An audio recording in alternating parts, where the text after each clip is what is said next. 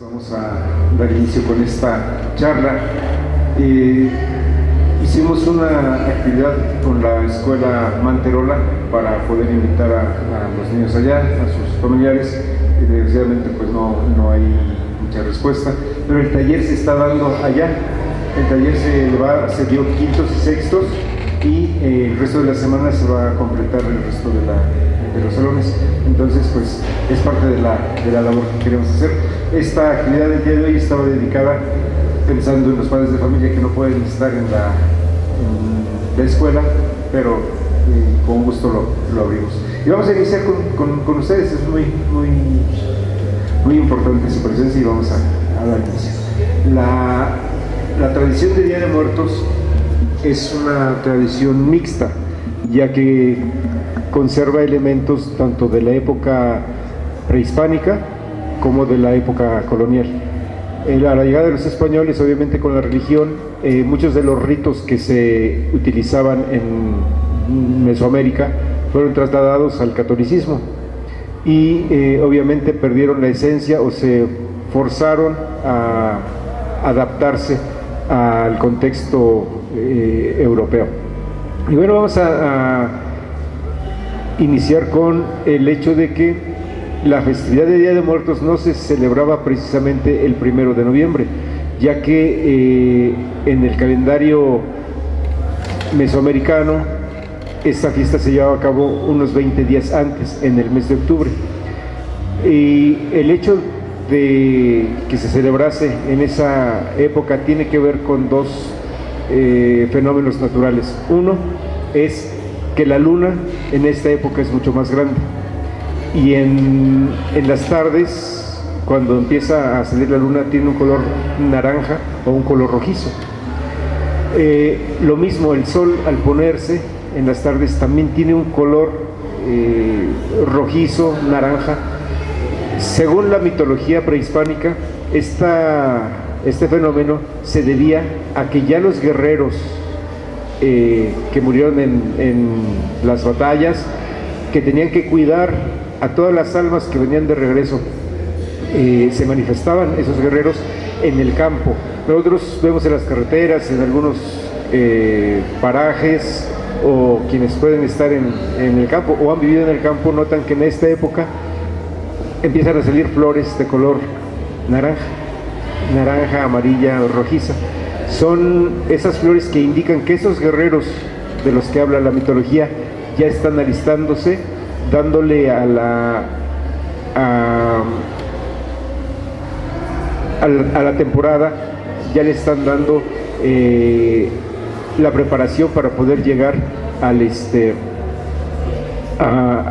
celebración de esta festividad. Y bueno, lo que vemos en el campo con esas flores color naranja, con esas tonalidades de la luna, del sol, que a mediados de octubre empiezan a hacerse del mismo color, es el inicio de estas fiestas. Estas celebraciones de Día de Muertos tienen el sentido de estar sincronizados con ese fenómeno natural. Decía, lo más importante de todo es que es la naturaleza la que está marcando los fenómenos de coincidencia, en donde la luna, el sol toman el color naranja, y aquí en el plano terrestre las flores también toman ese tono. Hay un dicho que dice que de las lunas la de octubre es más hermosa, quizá porque en esa época es cuando se puede apreciar mejor, y mucha gente ya toma esa situación como un punto de partida para los cambios climáticos. Dicen, ya empezó la luna, ya va a empezar a hacer frío. Las tradiciones en los pueblos son enormes, pero lo más importante es que son el preámbulo para poder dar inicio a las festividades de muertos. Cuando el calendario europeo se impone en Mesoamérica, hay una festividad que es el 1 de noviembre, que es el Día de Todos los Santos. Entonces hacen que esas fiestas paganas de los mesoamericanos coincidan con ese día para que la gente siga con la atención a los rituales. Y bueno, a partir de eso también debemos entender que las ofrendas como las conocemos en el centro de México son diversas, son diferentes también en la zona de la Huasteca, por ejemplo, en Oaxaca también es diferente, en Yucatán, en las zonas del norte del país, todas tienen características propias. Hay algo que sí tiene una coincidencia enorme, ¿no? Que es el festejo no por la muerte, sino por los muertos. El hecho de que ellos regresan, que ellos vienen en un momento específico, es lo que hace que la gente tenga en sus casas los preparativos para poder recibir a esas personas por las que sienten afecto o que tienen algún recuerdo. Vamos a describir qué es una ofrenda. Una ofrenda debe de tener los 4 elementos. Los 4 elementos también, a su vez, simbolizan los puntos cardinales, con la diferencia de que en Mesoamérica eran 5 puntos cardinales, no 4, norte, sur, este, oeste y el centro. El centro que a su vez nos ligaba con el arriba y con el abajo. Es muy interesante ese tema. Y bueno, lo más importante es que en una ofrenda debe haber cada uno de los elementos: fuego, tierra, aire y agua. El aire es algo que podemos ver manifestado de una forma muy extraña, porque todos sabemos que el aire no se ve, pero en las ofrendas se puede poner copal, regularmente se pone incienso, copal, y el humo es una forma de percibir que hay algo. No lo podemos tocar, pero está ahí físicamente. Se dice que las almas son eso, son aire, son algo que está ahí, se puede percibir pero no se puede tocar. ¿Y cómo se percibe? Precisamente era a través del papel picado. Adornar las ofrendas con papel data obviamente de la época prehispánica, donde en esos papeles se diseñaba de tal forma que tenían fechas, toponímicos, algunos dibujos, y precisamente se ponían por el dios Ejecatl. ¿Por qué? Porque el dios Ejecatl, el dios del viento, se manifiesta a través del movimiento.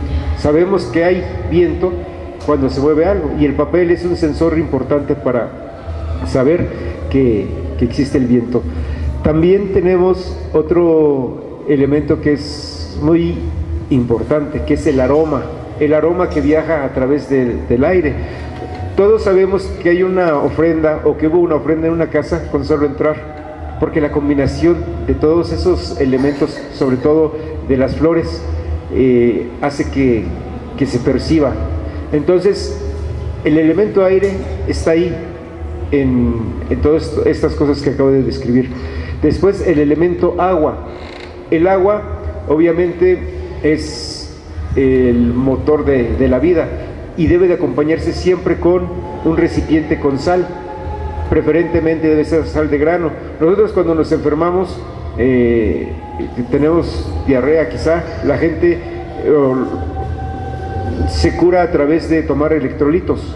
Los electrolitos son agua con sales minerales que permiten que el desarrollo del cuerpo sea óptimo, y nuestros antepasados lo sabían, le daban la importancia a la sal al grado de que tenía que estar en una ofrenda.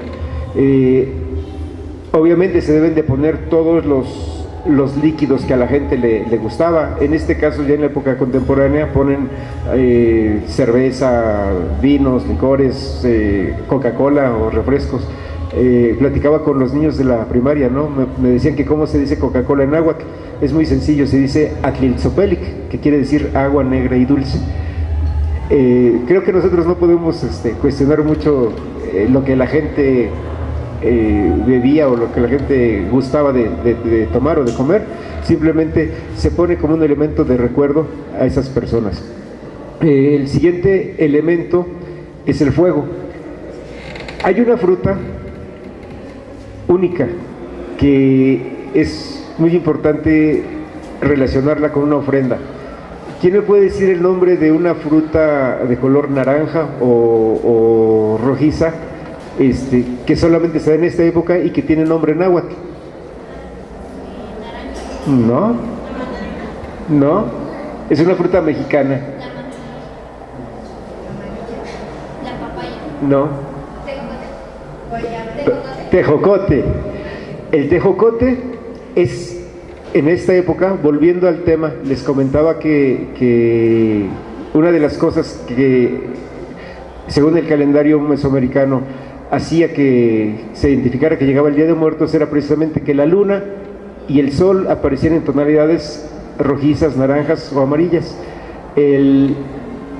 Las plantas del campo, las plantas silvestres de los parajes también empiezan a manifestarse de color naranja, y el tejocote es la forma más sencilla de percibir que el sol está en esa etapa, porque precisamente es cuando empieza a haber tejocotes. El tejocote es muy importante en una ofrenda porque simboliza el sol, recordando que, por ejemplo, los aztecas, los mexicas, se hacían llamar el pueblo del sol, porque el sol era la deidad más importante. También debemos conocer que la flor del cempasúchil es característica de esta época, aunque debemos saber que esa flor es una flor inducida porque se puede sembrar en cualquier época del año. La particularidad de esta flor es que su mismo nombre lo dice, Sempoali es 20, número 20, y Xochitl flor, 20 flores en una, todos los pétalos juntos es como un racimo de flores. Pero bueno, la relación con el sol es que el tejocote es el sol y el cempasúchil son los rayos del sol, es la luz. Entonces el fuego se manifiesta en una ofrenda precisamente con el hecho de poner los pétalos de cempasúchil desde la puerta hasta el altar, para que esa luz guíe a las ánimas hasta el lugar donde los espera la comida. Obviamente, al poner cempasúchil alrededor o en los costados, estamos iluminando simbólicamente. Decíamos, la flor, el color, el tono, va haciendo que tengamos una coincidencia única. El fuego obviamente también se manifiesta a través de las velas, a través de las veladoras, a través del copal. En algunos pueblos, por ejemplo, encienden varitas de ocote. ¿Alguien ha percibido el aroma de las varitas de ocote? Es muy característico, a veces cala un poco, pero es muy rico. Además de que en esos lugares, en algunos lugares de provincia, se pone las hojitas del pino que conocemos como ocochal, como una especie de cama que también es aromático. Pero bueno, el fuego se manifiesta de esa forma. Y la forma más sublime de representar la tierra en una ofrenda es lo que les voy a contar. Todos recordamos que antiguamente en los panteones la gente no se enterraba en ataúdes. En la Revolución incluso se sabía que la gente se envolvía en petates y se enredaba, se hacía una especie de taquito y se enterraba. ¿Qué sucede? En una ofrenda vamos a encontrar algo similar, que no precisamente representa a una sola persona muerta, es decir, representa a los antepasados que se enterraban de esa forma. Son los tamales. Los tamales están envueltos en una hoja de maíz y están acomodaditos. En una ofrenda se tiene que poner, para recordar a los abuelos de los abuelos de los abuelos, un montoncito de tamales. Eso representa. Obviamente la masa, el maíz, representa al ser humano. Hay otra forma también de visualizar el concepto de la tierra, y es con el chocolate. El chocolate, cuando se pone en un recipiente, en una ofrenda, es espeso, obviamente, es como lodo. Se le debe poner un pedazo de pan sumergido. ¿Por qué? Porque esa ofrenda está recordando a las personas que se ahogaron. A muchas personas, hablamos no específicamente de un familiar ni nada de eso, estamos recordando a la gente que hizo la historia de nuestros antepasados. Es muy importante el hecho de saber que el chocolate que está representando la tierra está abrazando a eso que sumergimos, porque eso es quizá lo que el simbolismo, ¿no? Cuando morimos, la tierra nos va a abrazar. Y hay una tercera forma que es muy bella. Obviamente los trastes preferentemente deben ser de barro, porque es también una forma de manifestar a la tierra viva en la ofrenda. Pero si tenemos un plato de barro, tenemos una pieza de carne, tenemos mole arriba y tenemos ajonjolí, ¿qué creen que representa? El plato es el plano terrestre, la carne es alguna persona que murió, el mole es la tierra que lo cubre. ¿Y qué creen que es el ajonjolí? Las lágrimas de las personas que los extrañan. Eso es muy bonito. De algún modo, cada cosa que ponemos en la ofrenda debe de tener una explicación, un sentido. De hecho, vamos a tocar un tema que es muy importante, que es el pan, sabiendo que el pan es una importación que nos trajeron los europeos, ya que la harina de trigo pues viene de la cultura europea. Les voy a contar algo. Cuando se hacían los rituales prehispánicos, había una ceremonia en donde se hacía un cuerpo de amaranto, se aglomeraba con miel, así como se hacen las alegrías ahora. Se hacía un cuerpo, se ponía en el centro del ritual y se le ponía miel de tuna roja, bañado con eso, que simbolizaba sangre, era una especie de sacrificio. Y la gente, todos podían entrar y tomar un pedacito y comérselo, como simbolismo de la regeneración, de los ciclos. La muerte es un cierre de ciclo y el inicio de otro. ¿Qué sucede? Cuando llegan los españoles y los frailes dicen que eso es malo, que eso es una ofensa, porque se parece al rito en el cual la gente prueba la hostia.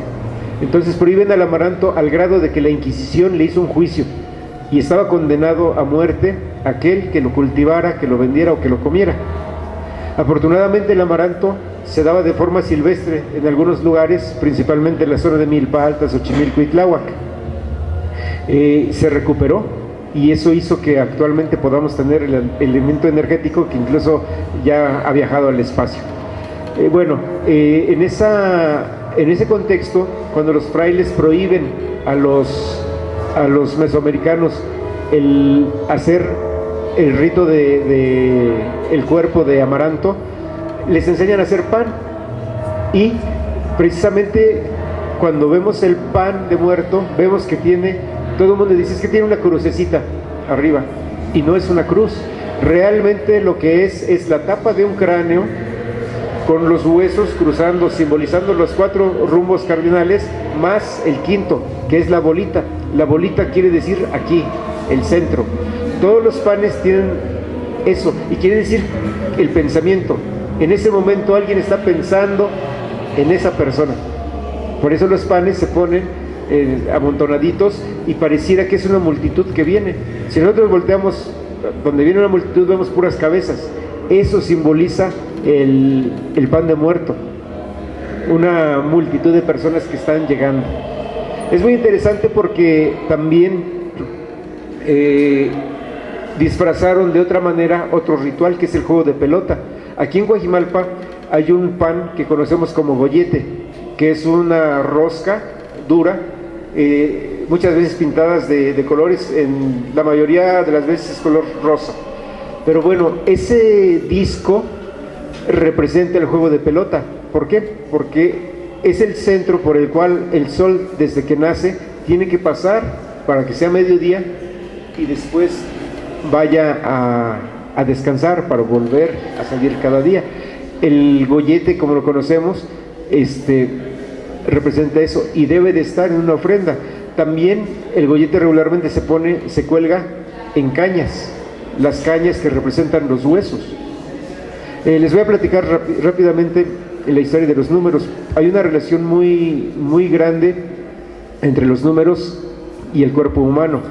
Ahí podemos entender por qué precisamente eso que les comentaba de que los tamales representan seres humanos, Bueno, ahí fácilmente podemos identificar. El número 1 viene de Centli, que es maíz o la masa, lo que compone el cuerpo humano. En el maíz, pues obviamente son los granos. El Ome, que es el 2, viene de Omit, que es hueso, que es el esqueleto del ser humano y es la caña en el maíz. El Yei viene de Yestli, que es sangre, la sangre en el ser humano y la savia que corre a través de la planta de maíz. Y el Nahui es el 4, que quiere decir alma. Tanto el maíz como el ser humano tienen alma. Esto es muy interesante porque ahí vemos que nuestra cultura está basada en cosas muy específicas que van relacionadas unas con otras. Finalmente, en una ofrenda debemos tener todas las frutas de estación, pero también hay cosas muy interesantes. Por ejemplo, el camote, la jícama, son frutos de la tierra misma. Se crecen o se desarrollan debajo de la tierra, en el inframundo. Es decir, tenemos que sacar eso que está enterrado para demostrar que la muerte es eso, el inicio de otra forma de vida. Eso es muy importante. Y de hecho, en una ofrenda también debe haber semillas. ¿Por qué? Porque las semillas para que florezcan o para que den frutos se deben de enterrar.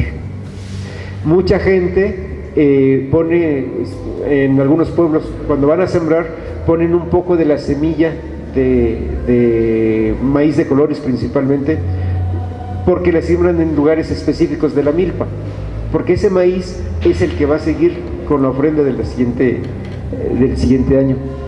Todo debe tener un sentido. Decía, por ejemplo, en Oaxaca hay una zona donde las ofrendas no van en una mesa, sino van colgadas. Y la justificación que tienen las personas es que si las almas no se pueden sentar, ellas están flotando, están volando. La comida debe estar como ellos.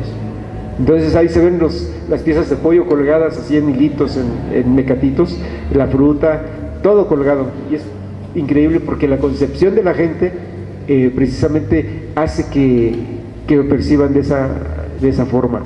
Hay lugares increíbles como en Yucatán, donde se pueden sacar los huesos de las personas, se limpian, se barnizan, se les cambia la servilleta y se vuelven a guardar, y la gente convive ahí con ellos, realmente tienen un contacto directo con sus antepasados. En zonas como Mixqui, que aquí en Ciudad de México, la gente vela toda la noche y lleva la ofrenda y lleva la comida allá al panteón. En Michoacán, por ejemplo, las ofrendas se ponen en pequeñas lanchitas con velas encendidas, que hace que se vea una especie de luciérnagas flotando. Es precioso. Cada lugar de nuestro país tiene muchas características. La Huasteca, no se diga, es algo increíble. Y algo que me llama la atención de la Huasteca es que las celebraciones de Día de Muertos continúan hasta Carnaval. Es increíble. Pero bueno,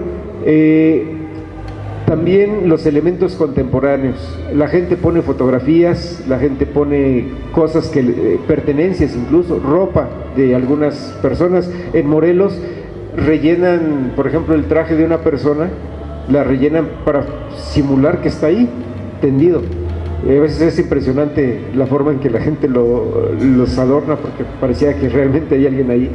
Entonces, la concepción de la muerte para los mexicanos debe ser más festivo y más responsable, porque aquí, como pueden ver, tenemos depositado un conocimiento enorme de la naturaleza, del cosmos, de los ciclos agrícolas incluso, y pues sobre todo de la esencia de muchos pueblos.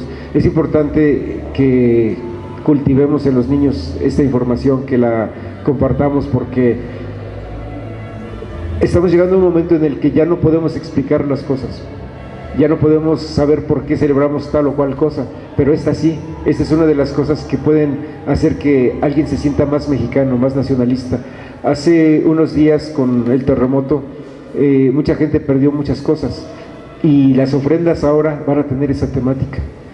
Hace unos días, platicaba con una señora que me decía: yo perdí una casa de adobe, Y cuando vinieron a recoger el escombro, guardé unos adobes, porque les voy a poner una ofrenda, porque quiero ponerle una ofrenda a mi casa. Entonces, eso es increíble, ¿no? No sé la persona que está sintiendo como para poder tomar esa decisión, pero lo que sí es cierto es que todos tenemos un vínculo con nuestros antepasados o con nuestra historia, y tenemos que sentirnos ligados a ella a través de este tipo de cosas. No podemos perdernos la oportunidad de aprender, de conocer y de sentirnos felices, porque realmente regresa en recuerdo o en esencia la gente que queremos. Por último, algo que es muy importante, y estamos escuchando las campanas. Las campanas, cuando doblan, no es que despidan a la gente. Las campanas les están indicando por dónde tienen que regresar, a dónde tienen que regresar, porque ese sonido de la campana del pueblo es único y los regresa al lugar donde los espera. Bueno, pues, ¿tiene alguna pregunta? ¿Alguien quisiera tocar algún tema específico?